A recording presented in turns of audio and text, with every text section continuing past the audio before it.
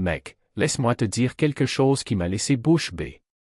Je pensais que je savais déjà tout, que plus rien ne pouvait me surprendre, jusqu'au jour où quelqu'un me dit « Écoute, savais-tu que Jésus est aussi une figure centrale de l'islam ?» Et j'avais l'impression que la personne avait parlé en martien. Que veux-tu dire par Jésus dans l'islam? D'où ça vient? Parce que, soyons honnêtes, la plupart d'entre nous ont grandi en entendant une version très spécifique de l'histoire. Église le dimanche, hymnes évangéliques, pasteurs parlant de Jésus marchant sur l'eau, multipliant les pains, guérissant les aveugles. Alors, quand j'ai entendu des musulmans mentionner Jésus, j'ai pensé que ce serait juste un commentaire passager, une référence rapide. Mais, mon ami, je n'avais aucune idée de la profondeur de cette histoire. Les musulmans ne se contentent pas de parler de Jésus avec respect, ils le vénèrent d'une manière impressionnante. Et ce n'est pas n'importe quelle mention, non. Ils croient qu'il reviendra à la fin des temps. Et ce n'est pas un, peut-être, un, qui sait, non. C'est une certitude absolue. Quand j'ai entendu cela, j'ai dû m'asseoir. Parlez-vous du même Jésus? L'homme des miracles. Et la réponse a été, oui, exactement celle-là. C'est à ce moment-là que ma tête a commencé à tourner. Ce qui m'a le plus attiré, c'est le niveau de considération.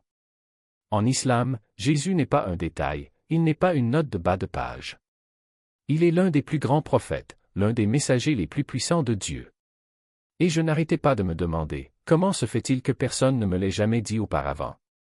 Parce que nous vivons dans un monde où beaucoup de gens pensent que les musulmans n'ont rien à voir avec Jésus, qu'ils ne parlent pas de lui, qu'ils ne le reconnaissent pas.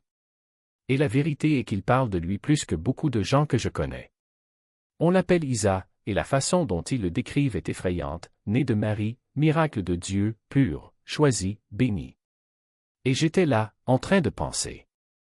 Attendez, cette histoire me semble familière. Soudain, tout ce que je pensais savoir sur les différences entre les religions a commencé à s'effondrer. Parce qu'il y avait là une immense et belle connexion dont presque personne ne parle. Mais ce qui m'a vraiment fait prêter attention, c'est une chose spécifique, les musulmans croient que Jésus est vivant. Pas mort, pas disparu, mais vivant, protégé par Dieu, attendant le bon moment.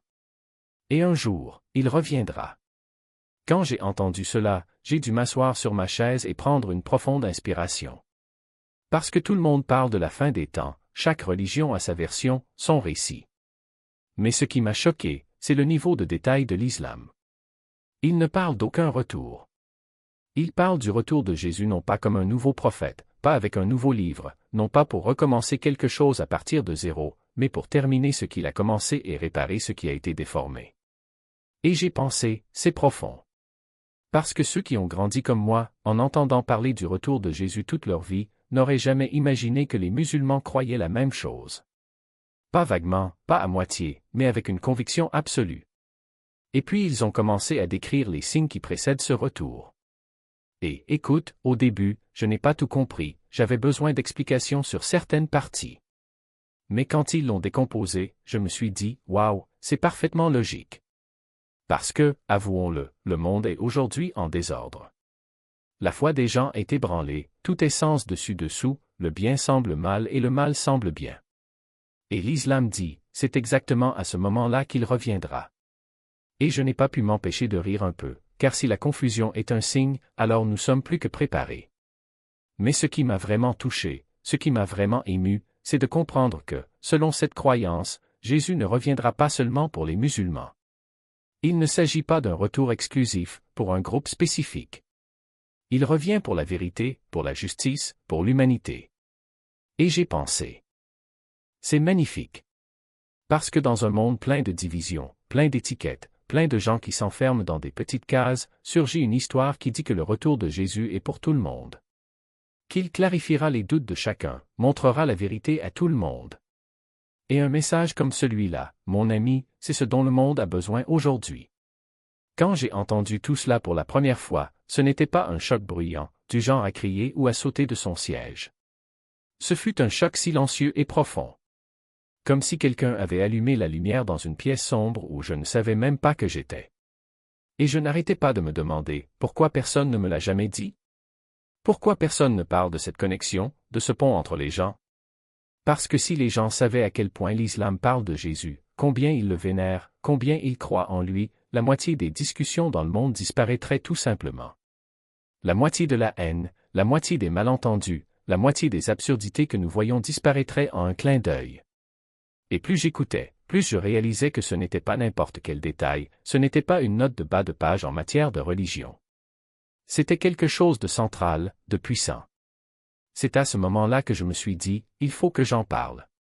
Parce qu'après avoir compris que l'islam croit aussi au retour de Jésus, j'ai réalisé qu'il me manquait des chapitres importants de l'histoire.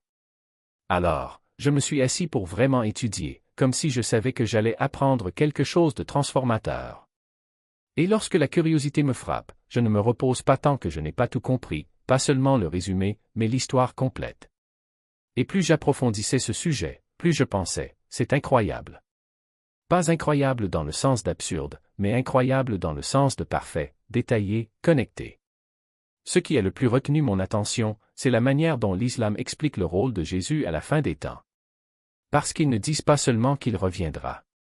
On dit qu'il revient avec un but, une mission, un travail à accomplir. Et ce n'est pas n'importe quel travail. Il s'agit d'une tâche immense, l'une des plus grandes batailles jamais mentionnées contre les forces du mal. Où le mensonge se déguise en vérité et la vérité est appelée mensonge. Là où même les plus inébranlables commencent à douter, où l'obscurité semble engloutir même les rayons de lumière les plus puissants. Et c'est à ce moment-là, où le monde est au bord de l'effondrement, où l'espoir semble être un rêve lointain, qu'il descend. Pas avec fracas, pas en fanfare, mais avec le calme de quelqu'un qui sait que sa présence est une réponse suffisante. Il parle de signes, de la façon dont le ciel s'ouvrira, de la façon dont les anges formeront un couloir de lumière, de la façon dont même les oiseaux dans les airs reconnaîtront celui qui revient. Ce n'est pas n'importe quelle arrivée. C'est une réunion. Des retrouvailles entre ciel et terre, entre le divin et l'humain, entre promesses et accomplissements. Et le plus impressionnant? Ce n'est pas seulement une croyance contenue dans de vieux livres. C'est une conviction vivante et respirante, transmise de génération en génération comme un secret sacré. Ce n'est pas, peut-être, ce n'est pas, qui sait. C'est, il vient. Indiqué. Et quand il viendra, ce ne sera pas pour juger avec colère, mais pour restaurer avec miséricorde. Il ne s'agira pas de pointer du doigt, mais de tendre la main. On dit qu'il brisera les croix, non par haine, mais parce que le symbole a été déformé, parce que ce qui était amour est devenu division, ce qui était sacrifice est devenu idolâtrie. Et il vient mettre les choses en place. Dire, ce n'est pas comme ça que j'ai enseigné. Ce n'est pas pour ça que je suis venu. Et alors, mon frère, alors oui, le monde comprendra ce qu'est la véritable adoration. Et le Dajjal? Oh, celui-là n'a aucune chance. Parce qu'il ne s'agit pas d'un combat à forces égales. C'est la lumière contre les ténèbres, la vérité contre le mensonge, la réalité contre l'illusion. On dit que Jésus le confrontera avec une seule parole, et que le trompeur disparaîtra comme une fumée. Car en fin de compte, le mal ne peut pas résister à la vérité. Il se dissout, disparaît. Et que reste-t-il? Paix. Non pas la paix des accords politiques, ni la paix des silences forcés, mais la paix qui naît lorsque le cœur reconnaît ce qui est juste. Et puis il règne. Non pas comme un roi terrestre, avec des palais et des armées, mais comme un chef juste, qui ne fait aucune distinction entre riches et pauvres, entre puissants et humbles. Un leader qui n'a pas besoin de lois écrites car sa présence est déjà une loi. Un leader qui ne gouverne pas par la force, mais par l'exemple. Et pendant ce temps-là, disent-ils, la terre prospérera comme jamais auparavant. Les épées seront transformées en socs de charrues, les loups dormiront aux côtés des agneaux et les enfants joueront sans crainte. Parce que quand la justice règne, la peur meurt. Mais ce qui m'a le plus marqué, ce qui m'a vraiment fait m'arrêter et regarder le ciel comme si je pouvais le voir descendre à ce moment précis, c'est la simplicité de la fin. Après tous les miracles, la bataille, le gouvernement il vit. Vivez simplement. Se marie, a des enfants, vieillit, meurt. Comme chacun d'entre nous. Il n'y a pas de trône éternel, il n'y a pas de règne sans fin. Il n'y a que la vie, avec ses joies et ses peines, ses matins et ses nuits. Et ça, mon ami, c'est la plus grande leçon de toutes.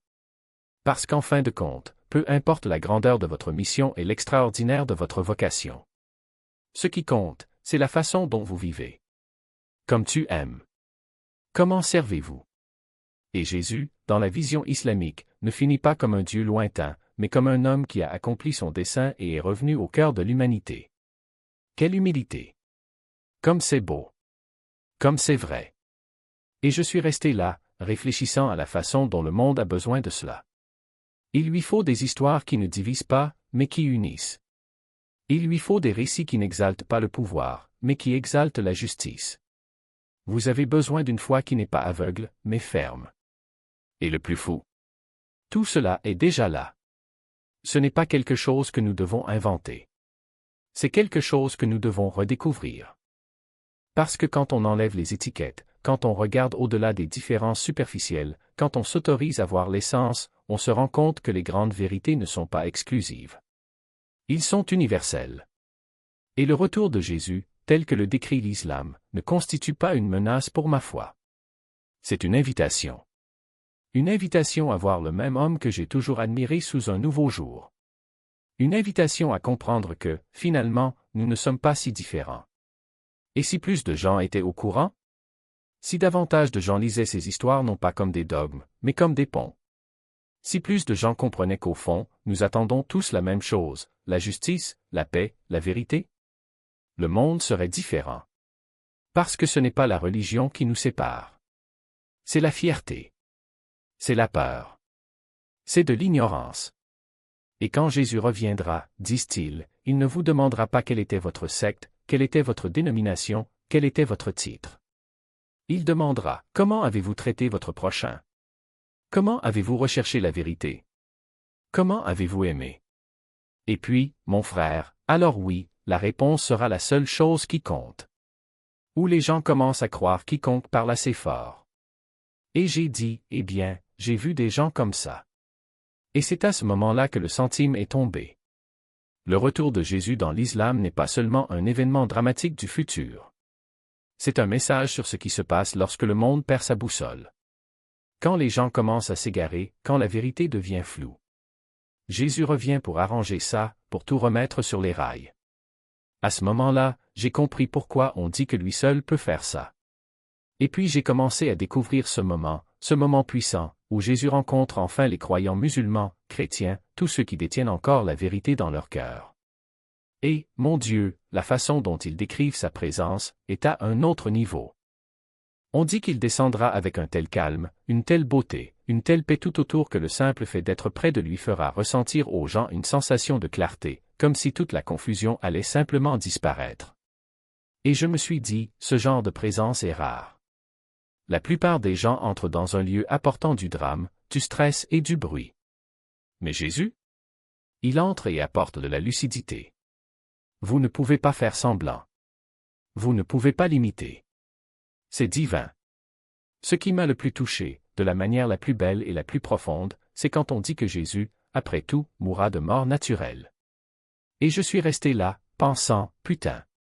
Pensez-y. Il est né miraculeusement. Il a fait des miracles. Il a été élevé au ciel. Revenez pour terminer la mission. Et après tout ça, il meurt comme chacun d'entre nous. C'est l'une des choses les plus humbles, les plus humaines et les plus belles de cette croyance. Parce que cela montre que chaque âme retourne à Dieu. Peu importe à quel point vous êtes grand, combien puissant, combien choisi vous avez vécu, guidé, servi, à la fin, vous revenez. Et je n'arrêtais pas de penser. Si seulement les gens connaissaient cet aspect de l'islam, s'ils savaient à quel point Jésus est honoré, aimé, central et essentiel, peut-être que le monde cesserait de se battre autant. Peut-être que les gens parleraient davantage. Peut-être qu'ils commenceraient réellement à s'écouter. Parce que regardez, cette histoire connecte des milliards de personnes. Des milliards. Et nous ne le savions même pas. Après tout ce que j'ai appris, après avoir parcouru ce chemin pour comprendre comment l'islam décrit le retour de Jésus, je suis reparti avec une chose qui me pesait lourdement sur le cœur, l'espoir. Pas celui bon marché vendu en phrases d'auto-assistance. Je parle de l'espérance qui vous rappelle que Dieu ne laisse jamais ce monde s'effondrer. Celui qui dit que, au moment où la nuit arrive, la vérité arrive aussi. La clarté arrive. Même si aujourd'hui le monde semble sortir de son axe. Et ce qui m'a le plus frappé, c'est la façon dont l'islam décrit Jésus comme un unificateur, un guérisseur, un restaurateur. quelqu'un qui revient non pas pour nous diviser davantage, mais pour remettre le monde entier en ordre.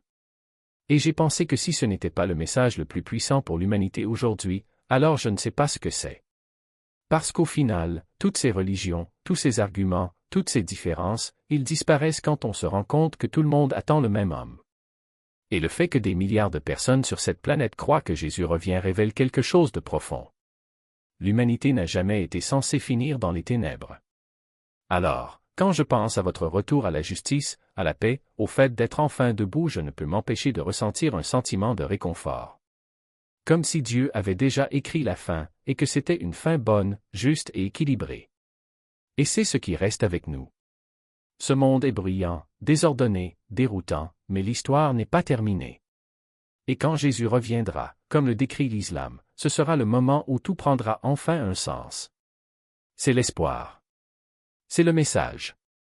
Et c'est ce qui touche le cœur le plus profond.